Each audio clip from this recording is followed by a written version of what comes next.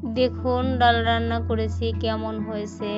আম দিয়ে ডাল রান্না, আমের দিনে আম দিয়ে ডাল রান্না না হলে কি হয়। অনেকেরই এই ডাল রান্নাটা পছন্দ, আমার তো খুবই পছন্দ। আবার মুরব্বিদের এই ডাল রান্নাটা খুবই পছন্দ, আপনারা বানাবেন। বিসমিল্লাহির রহমানির রহিম। হ্যালো বন্ধুরা, আসসালামু আলাইকুম। শারমিন কিচেন থেকে আপনাদের সবাইকে স্বাগত। আমি এখন আপনাদের মাঝে শেয়ার করব ডাল রান্না রেসিপি আম দিয়ে। এখানে আমি মসুরের ডাল আর খেসারির ডাল আগের থেকে সিদ্ধ করে রেখেছিলাম। এই ডালগুলো এখন লবণ দিয়ে হলুদ দিয়ে ডালটা ঘুটিয়ে নেব। ঘুটবো একটা ওরং দিয়ে, আমি তো ওরং দিয়েই ঘুটি, আপনারা কি দিয়ে ঘোটেন জানি না, অনেকেই অনেকটা দিয়ে ঘোটেন। আমি যেহেতু গ্রামের মেয়ে, গ্রামে আমার মা চাচিরা যা দিয়ে ঘুটেছে আমি এটা দিয়ে ঘুটি, এটার নাম ওরং বলি। আপনারা কি বলেন জানি না। দেখুন ডালটা আমার ঘোটা হয়ে গেছে, এখন পানি দিয়ে দিয়েছি পরিমাণ মতো। আমি যতটুকু পানি রাখবো, এই ডালটা পাতলাই হবে, বেশি ঘনও করব না ডালটা, এই ডালটা পাতলাই ভালো লাগে।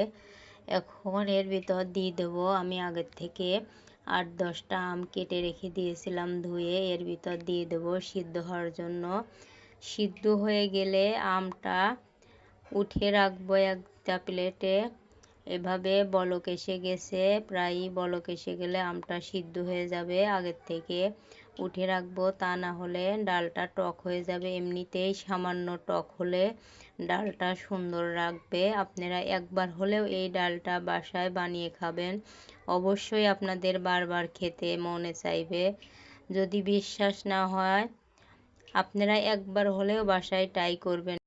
তবে আমার ভিডিওটি ভালো লাগলে ফুল ওয়াচ করবেন প্লিজ। ফুল ওয়াচ করার জন্য আপনাদের অনুরোধ করতেছি, টেনে টেনে দেখবেন না।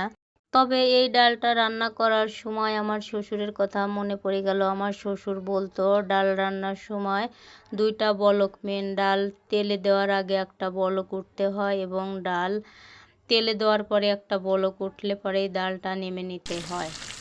তবে দেখুন তেলে দিয়ে দিলাম পেঁয়াজ রসুন, আগের থেকে কেটে রেখেছিলাম, চুলায় কড়াই বসিয়ে দিয়েছিলাম, আগের থেকেই তেলটা গরম হয়ে গেছে। এখন পেঁয়াজ রসুনটা ভাজা হয়ে যাচ্ছে, দিয়ে দিলাম শুকনা মরিচ। শুকনা মরিচটা দেওয়ার কারণে ডালটা আরও বেশি টেস্টি হবে।